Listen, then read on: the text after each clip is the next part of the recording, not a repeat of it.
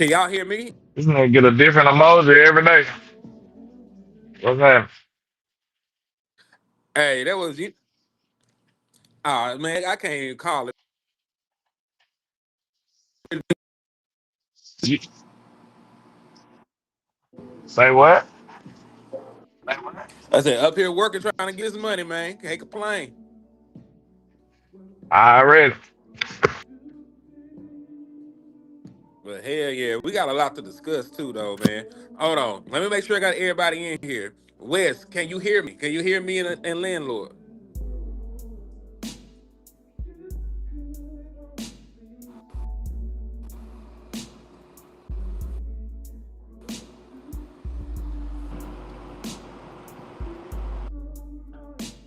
Can you hear me?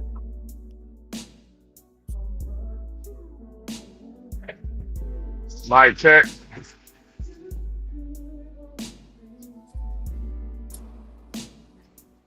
I don't know what's going on.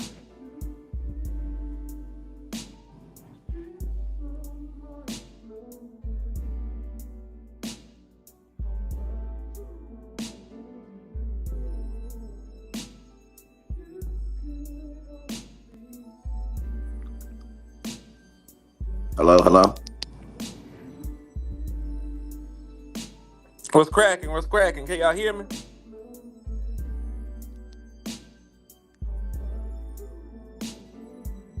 We can now. Can you hear me? Hey, go ahead and talk to the people for a little bit, man. I'm finna get this shit resolved. Go ahead and talk to the Can they people for hear a me? second. I'll be right back in. Give me a one if y'all can hear me. Give me a one if y'all can hear me. All I need is a singular one, and I'm gonna get the show started. Give me a one, please, please. Can I hear everyone? I guess that'll substitute for a one right now. But what's happening? What's happening? It's your boy landlord from Alabama. What y'all thinking, Cowboy Nation? Y'all willing to risk it for the biscuit? Y'all ready to sell your soul for Myles Garrett? Let me know. I ain't mad at it, man. I think I convinced myself that it should be worth the risk. And yeah, I mean, we know he a superhero, but I think you still do gotta calculate the risk. Can you hear Any me? move like this, Mhm. Okay, any we good. We move good. like this will have some risk associated with it. And any move like this will also be one of those situations where if it don't work, you gonna feel like this is the worst shit in the world. And like not working, in my opinion, it's not about will Myles Garrett be good for Dallas or on our team. I think people tripping if they think that's what I mean. Like I'm talking about like for some reason we don't get Myles Garrett, the full Myles Garrett for these years. Like if something was to happen, like injury wise or something like that, that'll be a travesty. Like we will be in shambles. Say for instance, you trade those three first rounds and a player or some shit they talking about, and he have to miss a season. Now he ain't missed no season, but I'm just saying you gotta calculate that risk. It didn't happen before. He's up in age, so I give y'all that. But that is something you gotta consider. Cause look at Green Bay. It didn't happen to Michael before. Micah ass was gone. He might not even start the year with it. Y'all think he gonna He not start the gonna year? start the year. He not No, gonna So start the year. Michael Parsons already said he gonna miss the first three He or four already said, games. yeah, he already said that he won't. He wants to be. He said he wants to be back by week 3. That means realistically, he probably won't be back till like week 5. now y'all feel what I'm saying? Like it's a risk associated with that. Injuries don't happen until they happen. That's all I'm saying. It's just you dedicating a lot of capital and like God forbid something like that happen. Now I'll be fair. Injury always is always a risk of injury. So I'm not saying that, but it's like, damn, that's a lot, bro. That's a lot. If we do it, we just gonna have to pray about it. Yeah, and listen, I'm gonna start praying right now because talent wise, Cause you right about the risk. Cause that nigga could wake up one day with a damn hangnail, get infected, and miss 10 weeks because of the Dallas Cowboys look. Shit like that can happen. But If he miss a season, bro, that shit gonna feel so terrible. Cause he already up in age. You need him to play all these seasons he got with us. Like he need to be there. and I get that. But I also think on the flip side, cause we always talk through like the risks and rewards to all this stuff. Like imagine the Dallas Cowboys spend a first round pick, a top 12 pick on a player, and they sorry as fuck they first year. They might as well have missed a year because that's how little impact they have. You know what I'm saying? Like it's still downsides to both ends. You know what I'm saying? Like there is a very good chance that cool. Like let's say you put all the research on Myles Garrett, he get injured, it's a travesty. That's the same thing if you draft a nigga and he's sorry. You draft a dude and he gets injured in training camp or preseason or something. Cause look at DeMarvin Overshawn. DeMarvin Overshawn was somebody we drafted in the top 100, had high expectations for him his rookie year, and did not play because he tore his ACL in preseason. Yeah, I mean listen to me. It's all at this point of the year. It's all gambling, and it's all lucky. It's all the luck. Mm-hmm. We hear It's all the draw. It's all the luck of the draw. You know what I mean? So with all this stuff, you gotta assess the risk. But I don't always want to. I feel like we focus. We go to the casino and we focus on what we're gonna lose before we even gambled. You know what I'm saying? Like at some point you got to landlord one that taught me this. You got to at some point all of this is a risk. You know what I'm saying? But it's about, is the risk worth the reward? You know what I'm saying? I think, to be honest with you, I don't know about no 3 first-round picks. I think they just kind of gaslighting right now. Like this is the first thing that you've heard, and the first day you even heard that he would be available. So obviously, they're going to throw their wish list of things. I'm pretty sure they want a Lamborghini Haran and a house and a whole bunch of other stuff you could throw in there, as much stuff as you can get. You know what I'm saying? And you got to remember, the team that's trying to trade him is also still in the phase where they're still saying that they're not trying to trade him. So, of course, he's going to be extremely high today. You know what I'm saying? But if they're saying 3 first rounds, that lets me know that they'll probably take 2, because no one out there has what they initially want. You know what I'm saying? No one has that right now. You know what I'm saying? So there's only teams right now that have 2, and then there's teams that have a 1 next year. You know what I'm saying? But there's no, and then like there's no precedence off that. So I think 2 first rounds picks this is my thing, right? No matter what you do to go get Myles Garrett, every single thing that you do on your team has to reflect that you're trying to win a Super Bowl right now. Mm-hmm. So if you go get Myles Garrett, you need to get him, and then you need to while you're flying him into Dallas, you need to be flying George Pickens' contract straight to him and signing him at the same time. Because every single thing that you do for the next 2 years needs to be around the fact that we're trying to win the Super Bowl right now. Like, we're not trying to win it next year. We're trying to win it this year. If we don't win a Super Bowl this year, it's going to be a tragedy, because realistically, in 3 years, whatever you would give up to get him, you wouldn't necessarily be mortgaging your future off, because the Dallas Cowboys we don't really hang our future on any one thing. You know what I mean? Like, even though we do draft, I would say people would say we draft fairly well. We're not, if you look at it, we're not building our future around the draft right now, nor are we drafting it around free agency. So I don't necessarily think that we would be mortgaging our future off, because we don't hold a lot of stock in that. You know what I'm saying? Like, we literally had a whole draft class just 3 years ago where we the only person on that draft class that's still on our team is Demarion Overshawn and Luke Schoolmaker. You know what I'm saying? So I think we could actually do it based on how we bring players in. We don't bring in a bunch of big name players anyway. You know what I'm saying? And for the last 4 years, all our first round picks, the ones that have been good, have been going to offensive linemen. And so those are the players that got to develop over time anyway. So could the Cowboys do it? I think we could do it, but I would only want to do it if everything that we do would we be around us going to it's going all in. Like we're going all in on everything. We're going all in on everything. You know what I'm saying? Like print the shirts up already. Like we're going in on everything. Like, no, Yeah, we can't go get a Miles Garrett and still be like, oh, we're gonna win the Super Bowl in the window. No, nigga, the window is no. The window is it's we today, open huh? and we. It's today, exactly. It's today. You know what I'm saying? Like we're trying to win it right now. You know what I'm saying? So Hey, real that's why quick, you. let me get this super chat that we will said, man. So salute the we will with the 199 for your mind. Cuz said players who don't attend training camp seem to get hurt. It's referring to the Micah comment. Well, shit, he might. Also, derail. If you send $3 more, cause you sent two last night, you send $3 more, you get a raffle entry, man. So I salute to y'all, good people, waking up early in the morning to listen to us talk Dallas Cowboys content.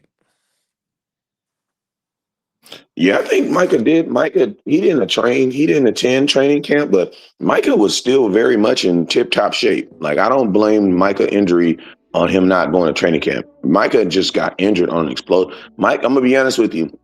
Like I'm not saying it's not trying to be funny or facetious, but like a player like Micah Parsons to not get injured at some point of his career is almost like that's almost unheard of. You know what I'm saying?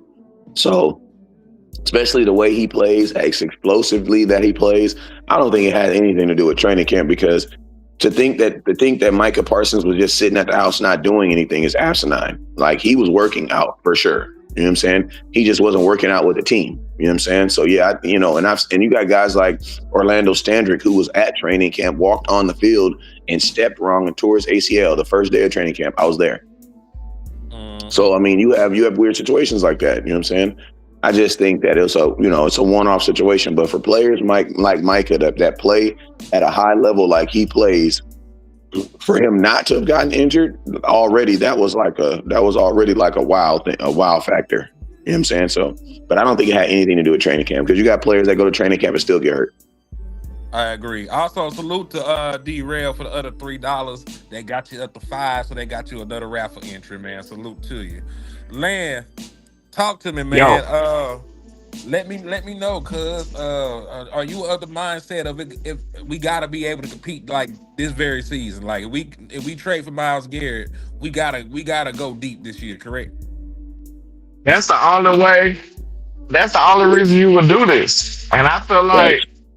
the only way you would be able to build your team is through free agency down there after that. So free agency moves like that, being dependent upon free agency moves, that sounds like a Super Bowl window right there alone.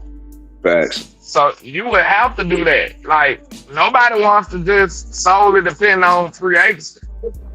And like, Hell let me no. say this real quick, because I know everybody want Miles Garrett. So if anybody, you know what I'm saying?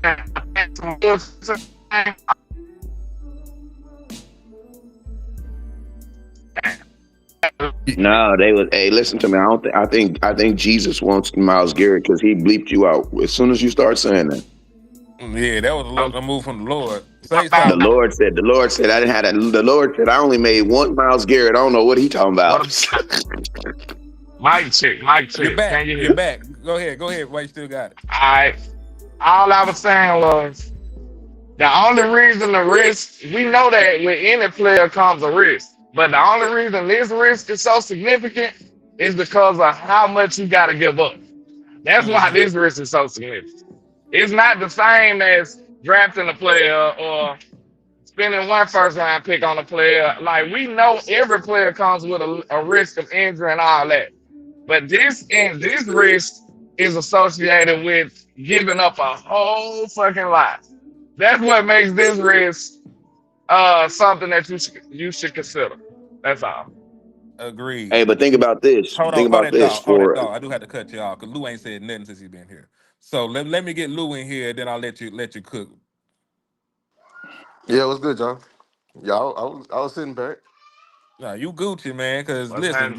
you done left, made you some fugazios, came back, had poured water on the fugazios and ate, stomach cramps, went to the bathroom, came back, he still ain't said nothing. So I'm gonna have to let Lou take it for a little bit. I ain't ate it for Gaze Hills yet. You know, after you pour it, you gotta let them snap, crackle, and pop for a bit. You feel Them all snap, crackle, and pop in your system, goddamn. me? Shout out to Anthony Strait on the cash out, man. They got your two rapper entries. Same on Appreciate you, my my end. guy. Yeah, I understand. Let's win the risk, but you know how I feel. I just think we should view it as like defensive tackle. I don't think the Dallas Cowboys are good at all at drafting edge. We have a long history of missing on that, especially when we're hungry. And I feel like this is just like us getting Quentin Williams. We knew that risk. You know what I'm saying? I think we should just double down on it, especially for a position probably more of value. I know that we already looked up his history. He's a fairly healthy guy. He's an impactful guy. He's a Hall of Famer. But like, I'd rather have this than and trust building through free agency rather than just trying to build through the draft. Like I think you will not find a player that's just on this level. I can guarantee you in the next three drafts if you give him three picks. I don't think it may cost you just two first in like a mid rounder, but you know what I'm saying. Like I think this is a risk that is worth taking because like if we are trying to push all the chips in, and we always say we want to be like the Eagles and the Rams, man, these are moves they don't blink twice on. You feel me? Facts. They don't blink twice Facts. on these moves at all. They do it. They turn the page and they keep going. Hmm. I agree with that. All right, Wes, I'm gonna let you say what you were finna say, and then we're gonna pivot because we got to talk through all the scenarios. Because we talking through the scenario of getting Miles Garrett. Then we got to talk through the scenario on if these motherfuckers got to try and get a War Daddy in the draft. And listen, they wasn't lying. Boss wasn't lying. Like the two top guys, it's very unlikely that they'll be there for us at 12. So what we're gonna pivot after you say this next thing. We're gonna talk about some of the other pass rushers in the draft and how they stack up and shit. Because I got a bunch of stuff input in the show for it. So go ahead with. No, Miles Garrett he solves a lot of problems that you were drafting to solve anyway, and he solved them at an experienced high end level. I mean, you get Miles Garrett. That solves your edge problem. That also that puts your defensive coordinator in a position where you can have expectations on him. Because right now, what are we really expect? Like, listen, I like Christian Partner too, but last time I checked, he wasn't Jesus. You know what I'm saying? So it's like we like to assume that when guys come to Dallas, that they're still not. This isn't his first year. This isn't his. He's still very much inexperienced. Like we're heaping this undue this all do undue. I forget the word that comes to my mind, but we put a lot of undue stuff on him that he hasn't really earned yet. You know what I'm saying? Like we're assuming that he's the D coordinators like we've got who had experience. We anointed him. What you trying to Yeah, say? we're anointing him. You know what I'm saying? And I'm like, I say like this, for a brand new defensive coordinator that has 11 positions to worry about, the last thing I do want to give him is a bunch of rookies that need to figure it out in the NFL. Why not give him a guy that allows him to be like, okay, I can put you here and I know exactly what you're going to do. You know what I'm saying? So it's like, if you're trying to go from defense ranked 32nd to 20th, you need a Myles Garrett. Because just draft picks and hoping that he's going to do it with scheme and because he knew Vic Fangio, that's not realistic to think that you're going to go from 32 to like mid-class. And I'm going to tell you, a lot of Dallas Cowboy fans are really expecting us to go from like 32 to like top 10, which is damn near impossible in 6 months. Yeah, that's crazy. Hey, real quick. Let's go cheap with the 499. Said Miles Garrett or not, we can't go 31 years without a Super Bowl. I refuse. Yeah, that'd be sad. Another year without a Super Bowl, man, it's just crazy. Cause we're how they say it's been 30 years. It's officially been 30 years now. Everything else that It's was been rounded up, 31 it's for the now 30 49ers. years. 31 for the 49ers, though. Yeah, fuck the 49ers. It just don't Welcome, seem so bad because they didn't win to the championship. man. But hey, I'm gonna play this video by Shotty, and it's about him being open at drafting anything at 12. So we're gonna pivot from that, and then we'll talk about what if that does happen, right? So let me play this video so y'all see what the hell I'm talking about, and then we'll go from there. But everybody in the comment section, make sure y'all like on everybody platform. Make sure y'all share on everybody platform. make sure you slap the shit out of the Eagles fan, and make sure y'all donate. Everybody got cash outs. Everybody got monetized channels. So y'all hit the cash out of super chats for the people out there, man. It's just getting to know all the prospects. Obviously, these guys have done a great job. Of course, talking about Will McClay and from Jerry down, Stephen and Jerry, but Will McClay, Mitch LaPointe, Ross, Chris Vaughn. They've done a great job setting the board. And now I'm kind of going through all the positions, and everybody. You want to be prepared to do what we need to do on defense, but certainly we're not going to pass on a great offensive player if they're there at one of those spots. And but I'm so much more familiar with. Last year was more of, I saw the highlight films, the POAs. Now I've seen game film. I've seen these guys compete, and it makes it a little easier to help make that selection.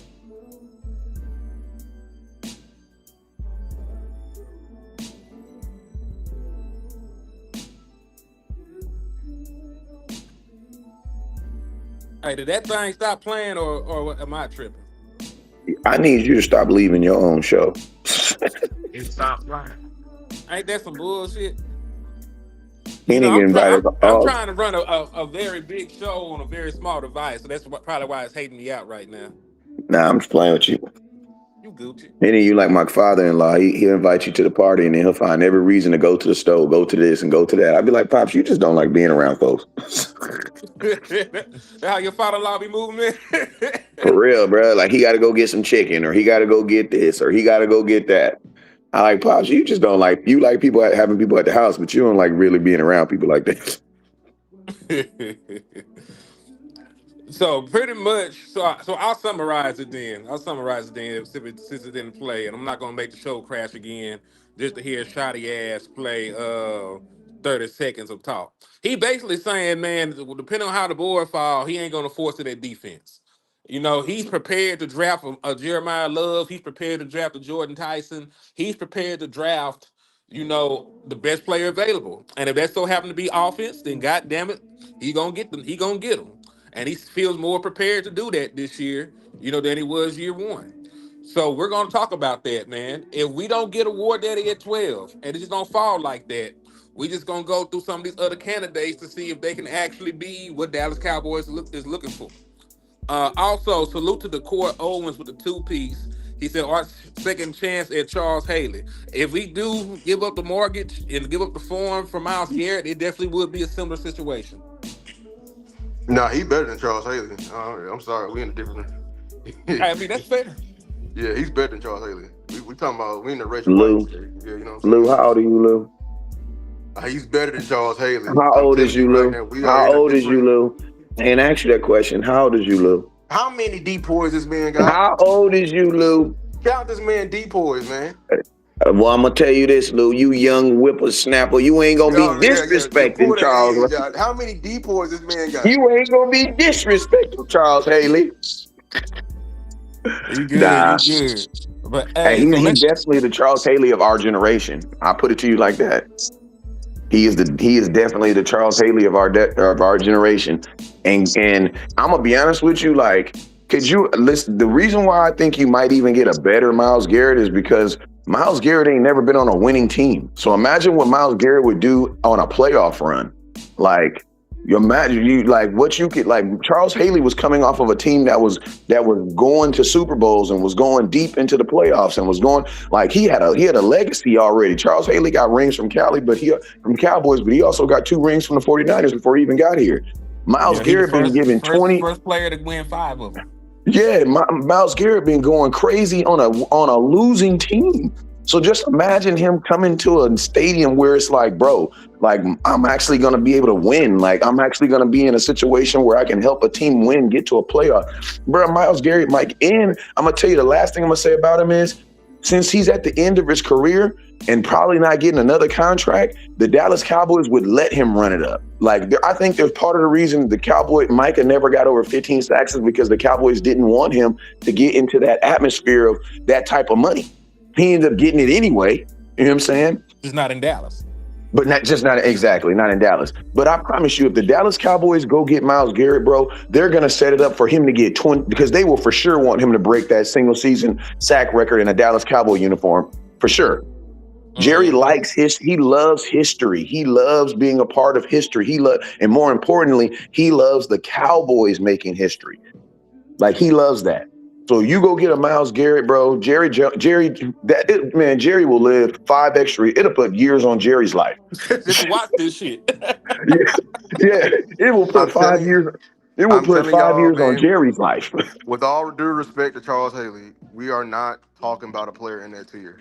Like we do know, like even though we love Charles Haley, we do know it was a tier of like all-time rushers that was above him, right? Like we understand the Reggie Whites. You know what I'm saying? We understand that there was an LT type of tier. You know what I'm saying? Like there's a tier above and everything like that. And I'm telling you, we're dealing with in a Myles Garrett, somebody like that. He's already historic. Like he's collecting depoys like they Super Bowl rings. People over here talking about like he never been on a shitty team. That ain't his fault. He was drafted by the worst team in the fucking ever. But I guarantee you, they a top defense because of him and him alone. And Yeah, that's and he why could have I left. want him on this team because he'll make Yeah, team building on this defense a whole lot easier. Man, just name another solid, a great player that the Browns has had with him. They've been drafting, good players. I'm talking about like another like Pro Bowl caliber player on that defense with him on that Hall team. of You feel me? Famer. Outside, Pro Bowl. There's a couple guys, but Couple Hall of guys, but I'm Fame, talking about it's got like, yeah, nah. like I'm talking. There's nobody of his ilk. You're a different species. So You know what I'm saying? You get him, you pair him with some solid players, he'll take them up a level. You know what I'm saying? Yep. It's just like when Micah was here. It's no mistake that our cornerback era, we came out of cornerback hell when we finally found an edge. You know what I'm saying? That's not a coincidence. You feel me? So I just think it's just a ripple effect. You know what I mean? But yeah, let's talk about these edges in this draft though. yeah, we have no choice because it sounds good to get Myles Garrett. They probably gonna fuck around and say we got Myles Garrett at home, and there's gonna be a motherfucker like Akeem Messador. And I'm not saying Akeem Messador is bad. Like he's considered the fourth best edge in the draft if you listen to Todd McShay. And everything that we're getting here, this is not the work that I did. We've been doing a bunch of trade talking shit, so I'm not as deep into my mock and my big board as I should be. So take this with a grain of salt. This is somebody else's opinion of players. But he's considered the fourth best edge in this draft. I think he got Orville Reese, Ruben Bain, and David Bailey over him. But when it comes down to like production, he had 12 and a half sacks last year, 17 and a half tackles for loss, four forced fumbles, which is always good to see, and he had 63 total tackles. So he's not a guy that's a bad player. It's just like the only knocks on him is really like his age. Like this nigga 25, and he got a little bit of an injury history when we talk about Akeem Messador. Now he's not somebody that I would pick at 12. But this is somebody that's probably in play for you, let's say at like 20.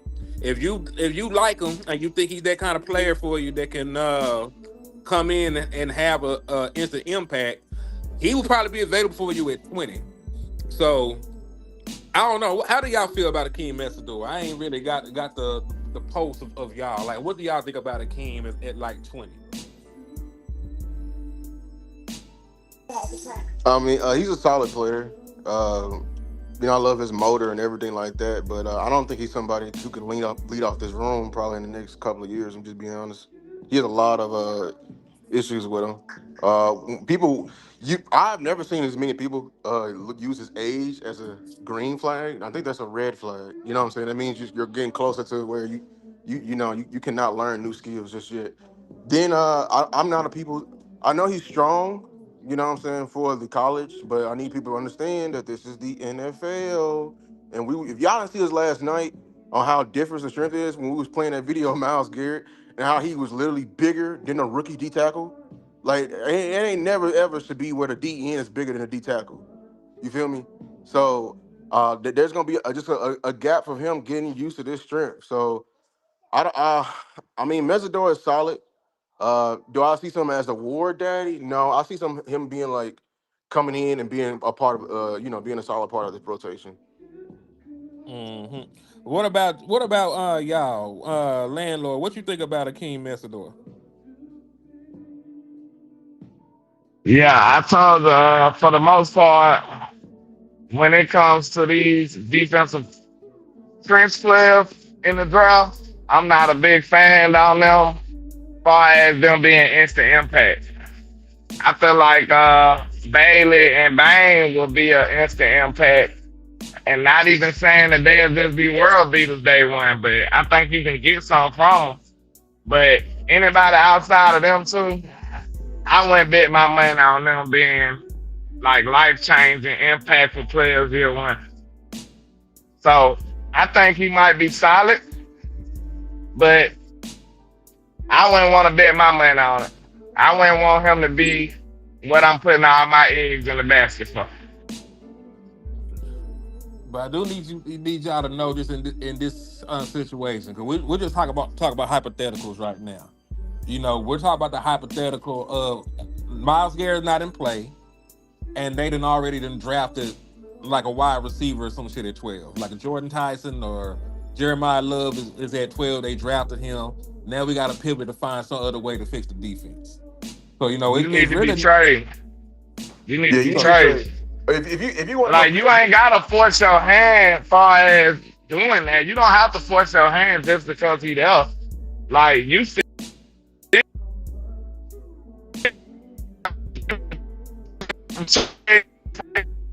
you breaking up right now, brother.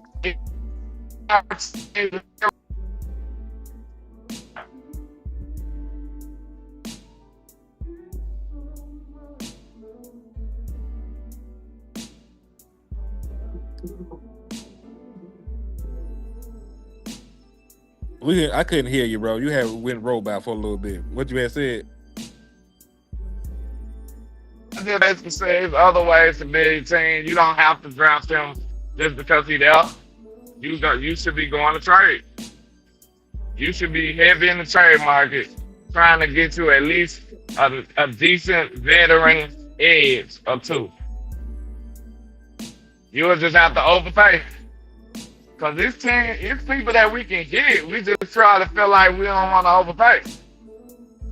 But in that moment, you might have to mess around and go around above what you want to give. He might deserve a third, but you got to give him a second. You don't have That's just the life you have to live.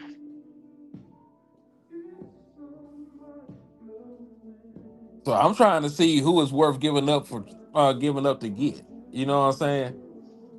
Like who now, I'm not just saying not to trade for nobody or anything like that, because I'm always open to improving my football team. You know what I'm saying? Like that's always off top. If we can get better, let's get better. The real question, you know, comes down to who is this motherfucker at this point, and what do I have to give up to get him? Right? Because if pick 12 was off the board and we got pick 20, which pass rusher that we've been linked to is worth the 20th overall pick?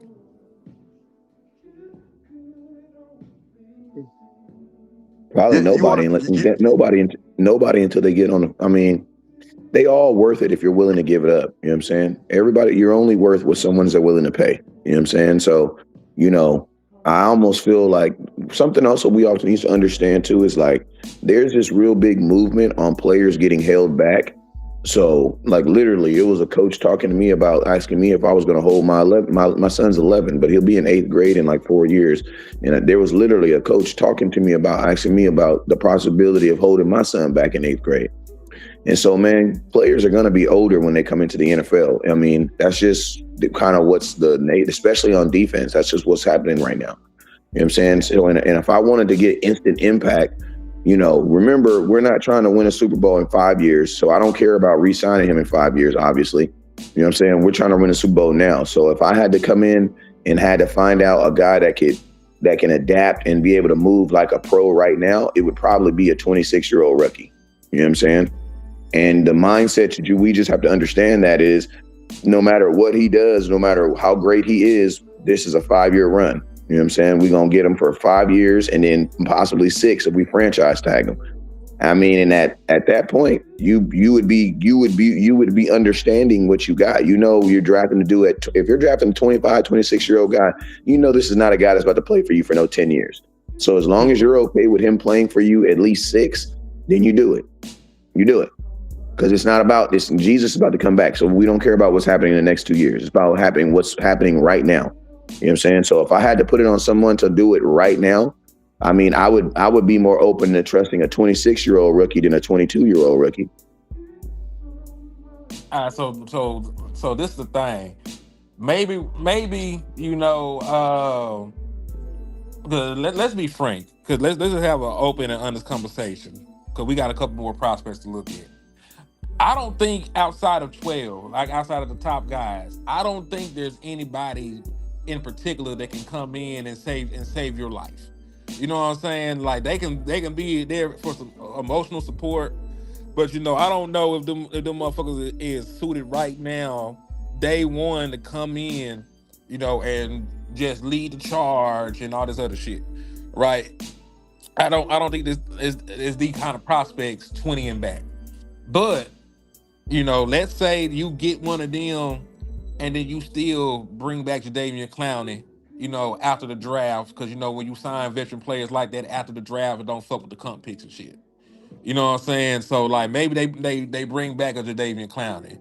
Maybe they make a trade, for another edge and just bolster the room. And now you can go four deep in your pass rusher. So I don't think individually, you know, now one of these guys is going to change life for you. If unless you pull the trigger Nope. for Miles Garrett, unless you trade up for David Bailey or some shit. But you know, at this point, really, and I'm just gonna change the thought process. We really just need to see who is the best nigga on here to draft, because I don't think now one of them just gonna change your life. And remember, this is already a scenario where we ain't getting Miles, because they done spent that 12th already. Yeah, we need to stay away from a dual Carter situation. Where you know what I'm saying? A dude comes in with big hype and a big old moissanite chain with his name around it, and then get you all of what? How many sacks he get you them last year? I think After this nigga had asking four. for Yeah, after asking for LT's number, you go get four numbers. You should be he should whoop your he should whip your ass for that. Hell yeah. LT said, "Nah, I'm good." And he had good foresight too. That boy did a whole bunch of nothing. That nigga had a whole bunch of cardio last year, man. He did. LT said, "Nah, I'm good." So Lou, what kind of leg work you done did on TJ Parker so far? Because I'm trying to figure out personally how this nigga woke up sorry and he's still a young man. Because this nigga, he was great, the year before. Like, he was very destructive the year before, and I don't know what the hell happened to him this year. Because he went from 11 sacks to only 5. So Lou, what are your thoughts on TJ Parker as a prospect? Not as a war dad, just as a prospect at this point.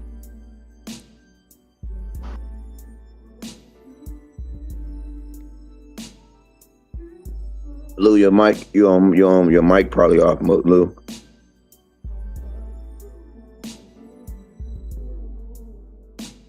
I feel like Lou is cooking right now. We ain't smelling none of it. Yeah, we can't hear you, Lou. Are you in here still, bro? And I don't think it's me, because I can hear Wes. Hey, well, I looked at TJ. I looked at TJ Parker. Yeah, what you think about him? I think what I think about him is he played at Clemson, and I feel like there were times the year before last. I'm not saying the level of competition was the same, but I just feel like the level of competition this last year was a whole lot better, and the defense that he was on wasn't as giving him as much support that he got the year before. That's typically the only reason why you see guys have a fall off like that, because for the most part, he's been relatively. I didn't see anywhere where he's been overtly like injured a bunch. You know what I'm saying? And I do, and I ain't gonna lie, I like his size too. That was one of the things that kind of stuck out to me. The dude is damn near 27 pounds away from being 300 pounds at 6'3". Like, the dude is freaking huge. Mm-hmm. And he do got long ass arms. He damn near got Yeah, the like 4 this inch dude arms. is. Yeah, you would think you would almost think that he almost built like a freaking linebacker almost, but but not even like a linebacker. He built like a left tackle damn near. Long ass Can you arms, hear me? yeah. Yeah. Yeah, I can hear you now, Lou. All right. Oh yeah. So yeah, I mean, I question his motor. I'm not even gonna lie to you, because like it seemed like he want to get up for when the bag is on the line. Like he turned up in that Senior Bowl, 1v1s. But I think he a raw player as well. Like he need a he gonna have to develop a whole lot. Like I think a lot more than even the way I was looking at it. I don't say. I mean, I think he fit the 3-4 for us, but he ain't a guy who's gonna come in and get you. No, he ain't no war daddy. I don't even see that in his career path. I really don't. Just being honest. I heard somebody compare him to like a Rashawn Gary, to where he probably never gonna be like the 15 sack nigga, but he'll be a good run defender. He'll give you like 9 if he put all this stuff together. Cause physically, when you talk about him, he has the physical tools. He has size, he has some length to him. And like you said, it's not really his athleticism. It's more so why ain't you running harder, nigga? Why ain't you disengaging harder? Why ain't you pursuing the ball? There's more things like that when you talk about TJ Parker. And I'm still curious though, Lou. Like I heard Wes thoughts on it. Why do you think he took a step back in his production from 2024 to 2025? Yeah, I think it's his character, his motor. You know what I'm saying? Because I think because remember Clemson was supposed to come in and they were supposed to be one of the top defenses, top teams, and everything like that. But once they found out they were sorry, I think everybody started making business decisions. Yeah, that's the same. That's the same thing I said. Hey, that's the same thing I I'm said. just being Like honest. 20, they had different expectations in the year, and he kind of mirrored the expectations. That's why That's funny as I hell. question if he can be a Rashawn Gary because I don't think he got that same motor as Rashawn Gary. You know what I'm saying? To even stop the run. So I'm really gonna have to see it with him. He gonna have to show me in the league. I'm not even gonna lie. It's gonna have to be a wait and see. But I don't want him waiting and seeing in the start. Shit, I understand that. Hey, Micah was never a 15 sack guy too, so What Michael Micah ain't top never average had. like Excuse me, 14? that boy play linebacker. My boy play linebacker. Yeah, but he ain't gonna be playing a linebacker for us though. He gonna be rushing. He gonna be on that. He gonna be on that, getting to that quarterback. He gonna be trying to get to the quarterback. Now let's see. Yeah, cause this is another motherfucker that was. If you wanted TJ Parker, it's a motherfucker around at 20. Ugh. So yeah, probably not for me. Land, what you think about TJ Parker at 20? Just knowing what you know and what we discussed about him. And again, this ain't about niggas being war daddies. We pretty much came to the conclusion that there ain't but 2 in this motherfucking draft. So what do you think about him as a prospect, and would you take the gamble on him, with his physical gifts? Or would you just say fuck that nigga? I mean, I don't think we might have to settle for somebody like that. Settling is Like crazy. outside, yeah, for real. Either you, like I said, you ain't necessarily gotta draft them. You need to be on the phone with a trade proposal and you outbidding everybody and you paying more than what you want to. Cause like you probably the likelihood of your life changing out the draft for a parents risk go is very slim. So I really don't even think you should be looking at the draft, to be honest. I really don't even think you should be looking at the draft far as trying to get your pass rush together.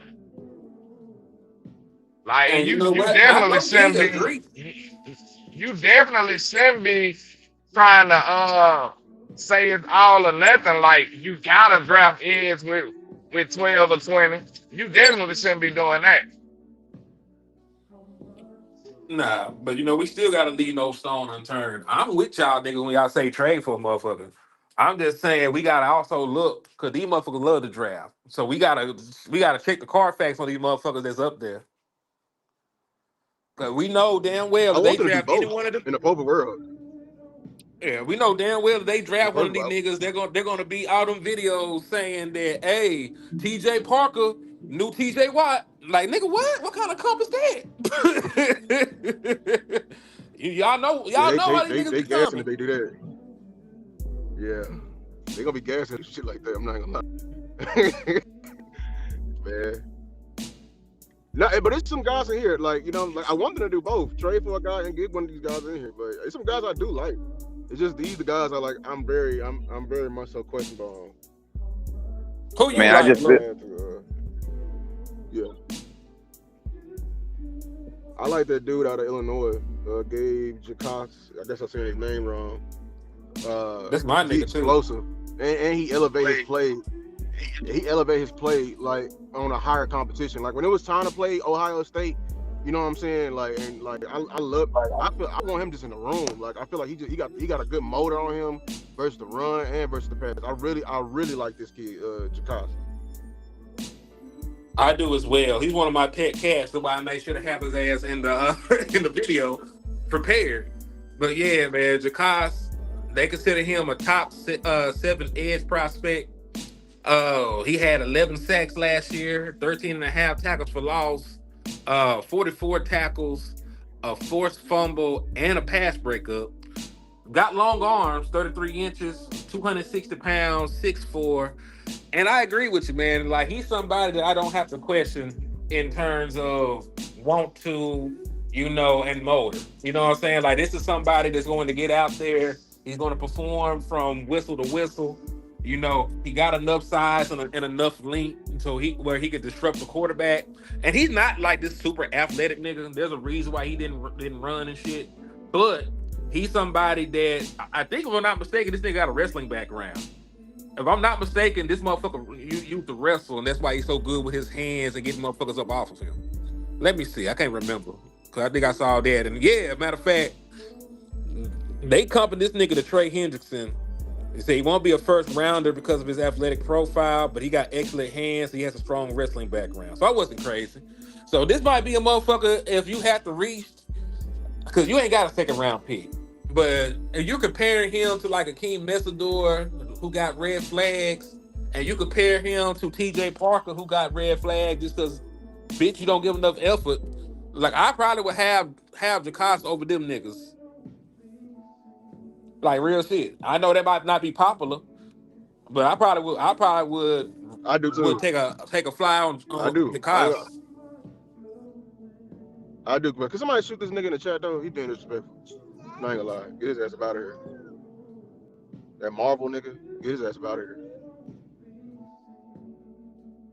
Oh yeah, don't worry. I done whack this nigga now. This nigga dead. He can go back to sucking dick in his mama basement.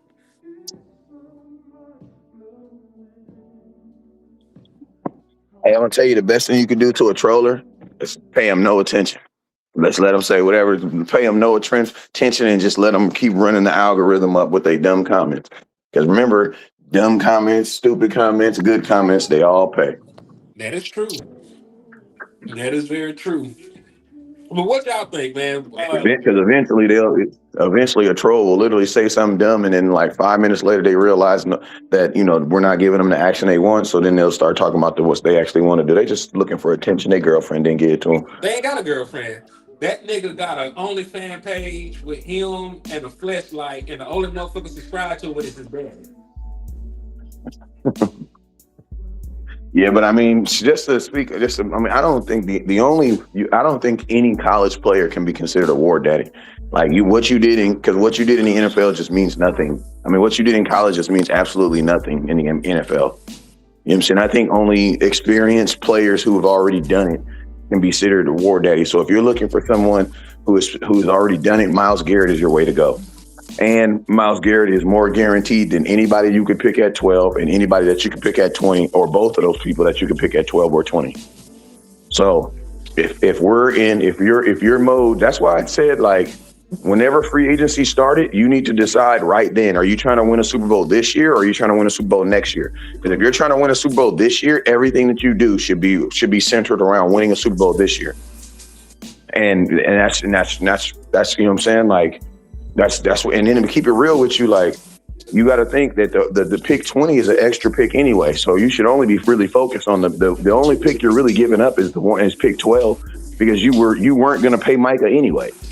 So that was a free pick because you knew you weren't going to pay Micah. You know what I'm saying? So you knew that was a free pick. So the only pick that you really got to think about is they better than the person that you were going to get at pick 12? And I think there's no two players in here that I would think that either one of them would even have the effect that Myles Garrett's had on the NFL. And then putting him on a winning team, oh my God, it's a no-brainer. You can't compare him to these college players. Well, we know that, you know what I'm saying? But in this scenario, we already done picked with 12 and got somebody different. Like, we already talked about the scenario trading for Myles Garrett and why that would be the way to go. But we can leave Oh no, those. I'm just saying because somebody was saying war. Don't say the word war daddy. I was just saying. I was just clarifying that. Like I agree with you there. I don't think there's any war daddies in this draft. You know what I'm saying? I think it's war daddy is specifically a word that should be used for an experienced player. No, I was saying that, and that's fair, and I agree. To that extent. But really, I was just talking about at this point. I'm really just talking about the niggas as prospects at this point, man. We already have a home. These niggas ain't gonna give us what Miles Garrett gives us. But in a forced to stay in peak scenario when it came down to getting one of these edge prospects. I'm just really trying to see where these niggas stack up and what y'all think about at this point. I mean, I actually agree with landlord. If it's not there, trade the pick. Don't just pick a dude to and just give a dude that because you still got to pay somebody like they're the 20th pick. You know what I'm saying? So I don't want to. I don't want to be. I don't want to. One thing I don't want is for us to draft a guy and we be trying to like force a round peg into a square box for the next 5 years. You know what I'm saying? Like part of the reason why Taco Charleston would have been better if he would have been on. I think if it would have been a better situation, but at the same time, there were times where we were literally trying to force him into something that he wasn't. You know what I'm saying? So it's like if no matter what you do at 12, if it's not there, if it's not there naturally, then freaking sell the pick. Somebody will want it for something. Sell the pick for something, or get an offensive player. We just got offensive player at I 12 in feel this more scenario. confident. Yeah, I mean, listen, if an offensive player, I would think because there's going to be some team is going to something. We know the first pick is probably going to be a quarterback. I have a good feeling another team is probably going to take a quarterback. You know what I'm saying? Everybody needs offensive linemen except for us. So at 20, there's still going to be there should theoretically still be some good offensive players there. You might still have the number two receiver still there. You might still even have the number one tight end. I don't know about the number one tight end, but there's going to be some strong twos there. So this is Like gonna be there's my going to be next some question, though, strong Lex. twos at 12, at We're gonna 20. be my next Huh? question because in this scenario we already drafted an offensive nigga at 12. How would y'all feel? Who? Hold on, let me just put y'all all up on here. I'm gonna ask y'all all this question together. All right, and cause remember in this scenario, because that's why I played the clip from Shot. In this scenario, we already spent 12 on an offensive nigga. How would y'all feel if the Dallas Cowboys went back to back offense at 12 and 20? You know what the position I would think if they would do it at 20, there would be a free pick and it would piss the nation off, but also it would also make a bunch of haters happy too. If they picked a quarterback, bro. Like it would make sense because you got 5 years on them. You could damn near pick Dak's replacement because Dak's gonna be here 3 years under contract. Well, this quarterback is gonna be here guaranteed 6 because you're gonna have 5 years on his rookie deal, and in 1 year you can franchise tag him. You know what I'm saying? And he could literally be your backup for the next 2 years, and it wouldn't necessarily hurt you because you know at some point he's gonna be your starter.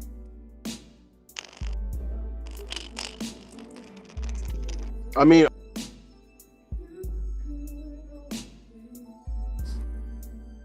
Hello? I think we lost, but what do y'all think in the comment box? Let me know in the comment box. What do you guys think? Would you be upset if the Dallas Cowboys went quarterback at 20? What's up with you, Thomas Smith? Appreciate you for sliding in. What's up with you? Let's go cheap. Appreciate you. What would y'all thoughts be on that? You know what I'm saying? Dak Prescott's under contract for another this year plus 2 years. So you got 3 more seasons with Dak Prescott. It typically takes a quarterback about 2 years to get acclimated. If you're going to draft a guy, it's going to take him at 2 years to get acclimated. Shoot, the Dallas Cowboys don't like doing deals with Dak's agent. These are all things that are obvious and things that we already know. So what would you guys on what side of the fence would you be on if they took a quarterback at 20? Shit, it's a waste of pick. In my opinion, Go ahead. in my yeah, me opinion, too. it's a waste of pick because Joe live. I'm not trying to draft anything that's not going to help me right now. We might as well ask Dak Prescott if he want to get traded at that point because we're spending premium assets on a nigga that's going to sit and watch.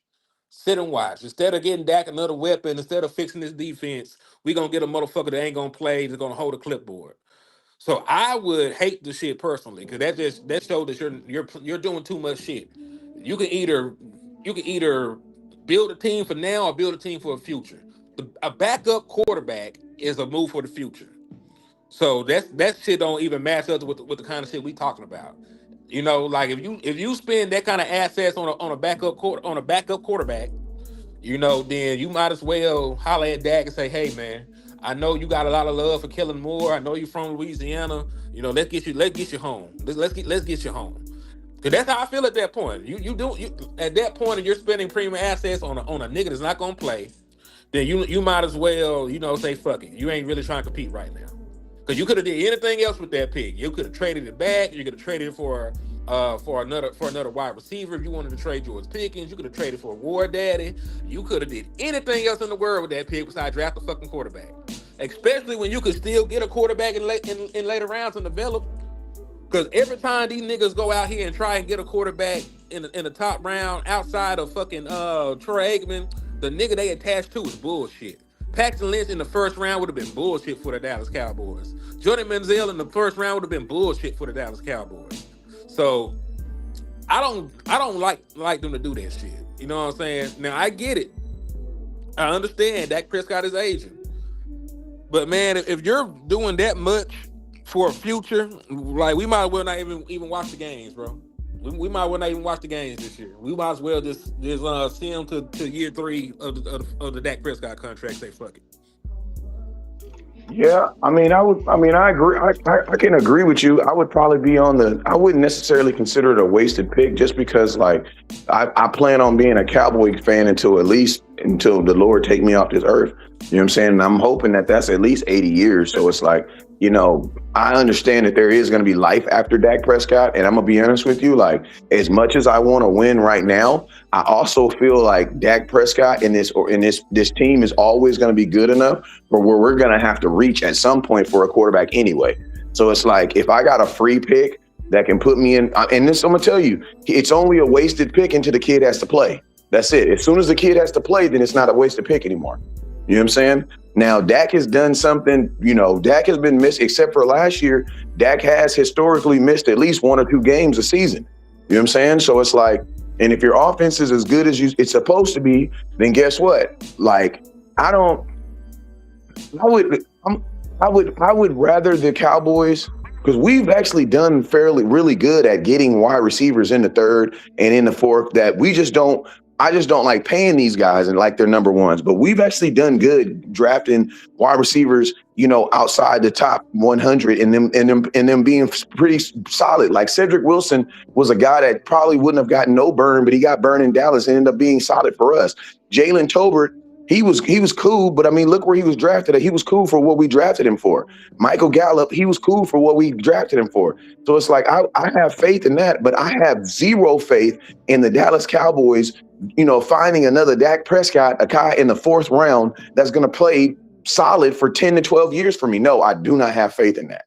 So it's like, if you have it right now to do it, why not? I mean, you're wasting assets in the first place anyway. Because Sam Howell, bro, if that goes down, the season's over. You know what I'm saying? So it's like, That's the same it is a most move. teams, though.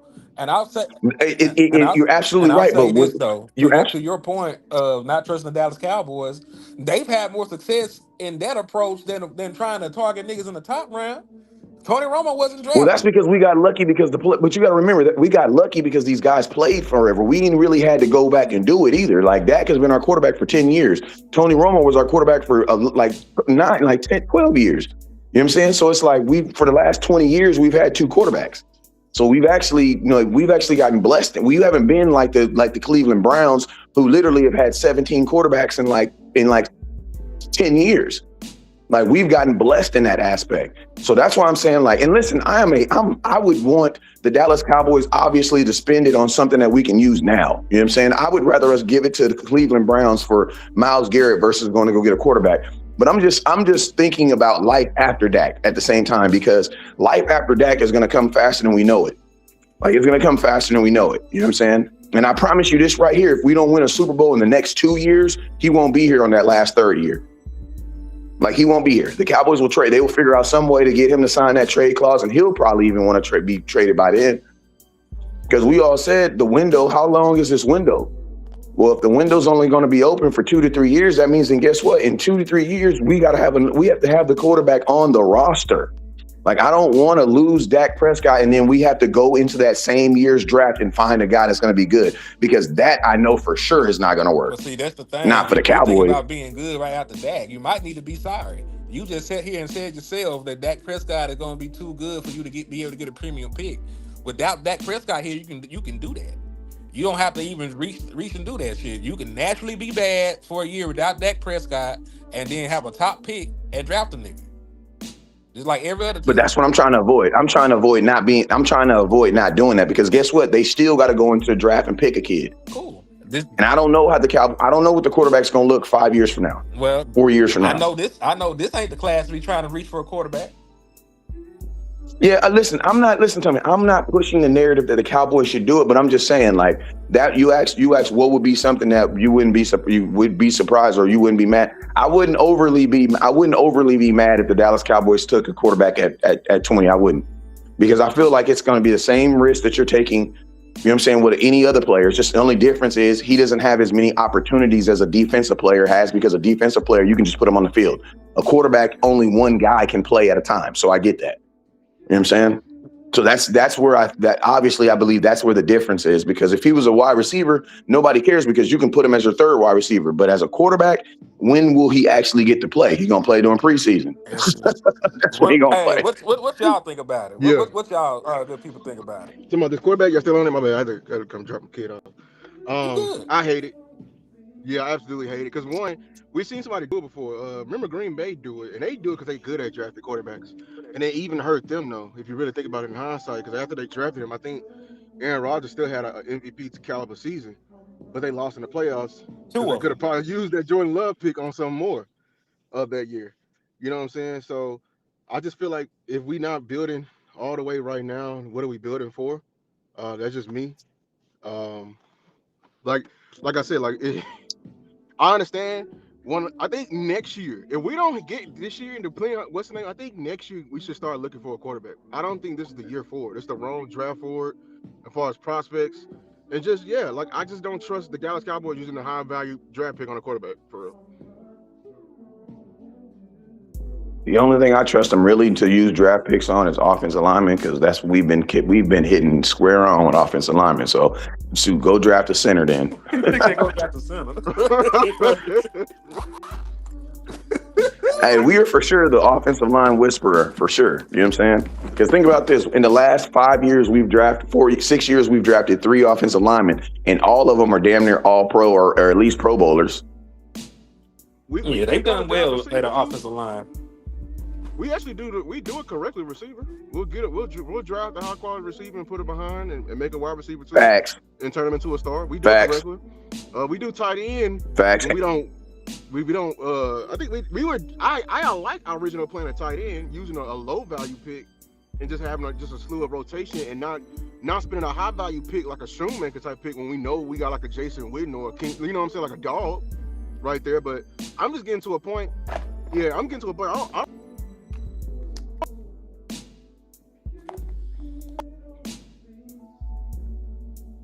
Yeah, you back, Lou?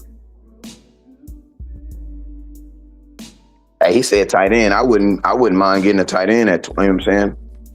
Listen, I wouldn't say shit about a tight end. I know that I got upset about quarterback shit. Fuck Jake Ferguson. We get a tight end. What's up, nigga? I ain't mad at it. If Kenyon Sadiq is there at 20 and he the best person on your board, shit, I do that shit. Because we already talked about we ain't getting enough return on investment from Jake ass. Yeah, Jake is a protected man in the Dallas Cowboys, because people don't say nothing negative about him.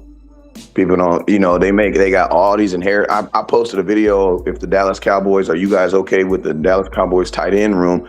And literally, I've never heard so many people blame his lack of success on someone else's success. He wasn't good because Pickens took all his yards.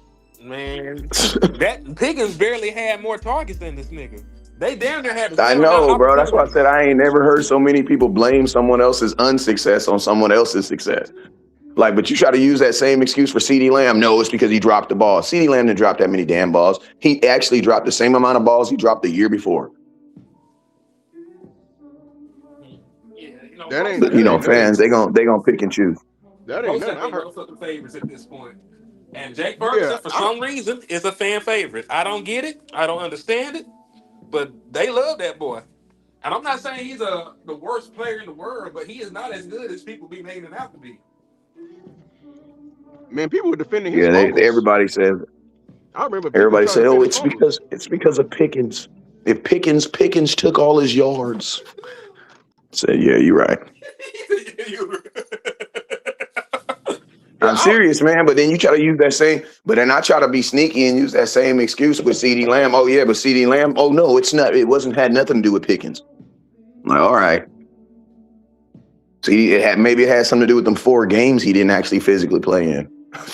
Think about that. CeeDee I think Lamb missed 4 games and still did better than Jake Ferguson has. I know that's what I'm saying. Like people be forgetting that CeeDee Lamb missed 4 games. It's not that he didn't play bad. He didn't even have a helmet and shoulder pads on for 4 whole games. And your offense was still, think about this, and your offense was still number 1. Damn sure what's good to Jake Ferguson. Nah, and especially not his 8 touchdowns in meaningless games. Yeah, like Andrew said, this is his personality. He is a likable guy. He just ain't always a good football player. Yeah, and then tight end position. Listen, I just think the Cowboys ain't never really had high expectations for the tight end position anyway. You know what I'm saying? Listen, Jason Witten is a great tight end, but bro, he is not the quintessential like what they're looking for in tight end right now. You know what I'm saying? And like, to be honest with you, Jason Witten was a guy that played above where he was supposed to be anyway. You know what I mean? Like, thank God for Tony Romo. Yeah, thank God for Tony Romo.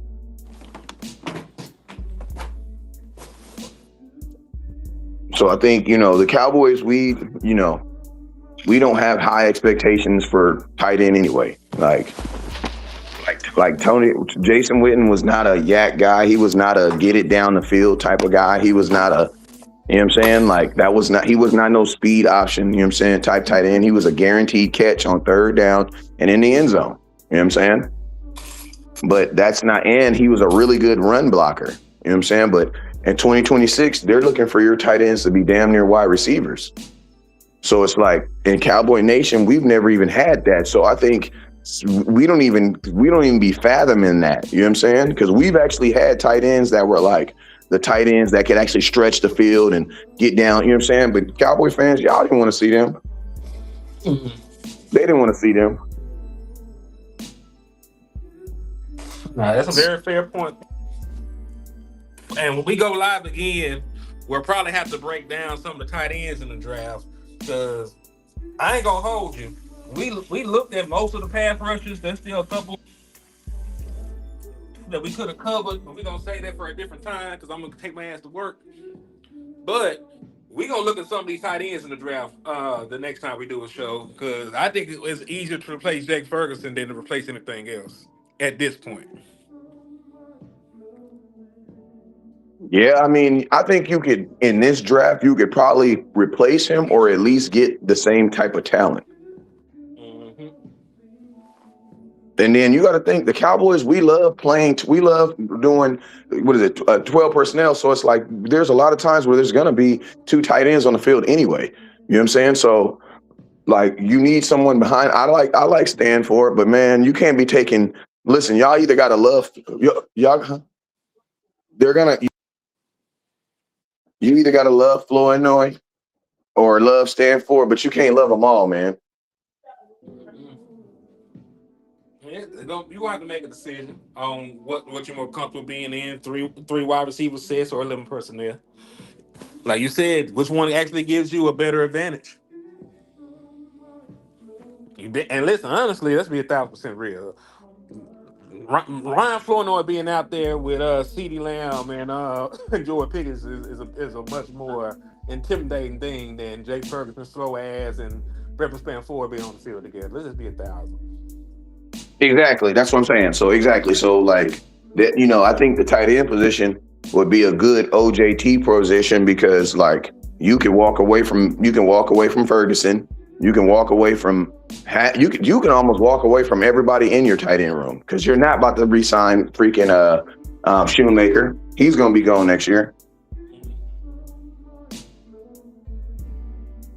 He might be out the league next year, keep it real. I mean, I don't doubt So yeah, I mean I would a tight end, I'll be down for a tight end. it. You gonna need both. I'll let you guys do some more research on it and make me an expert on it, but I would definitely be okay for a tight end. And at that point too, I would also be looking for a trade back scenario too. If Kenyon Sadiq ain't there, Because I promise you at that point, there's no tight end in the draft class that somebody else would want to take at 20. only person is Kenyon Sadiq. He's the one tight end with a first round grade. So then I'm trading back. Then I would try to trade back and get two. Who got some second round picks?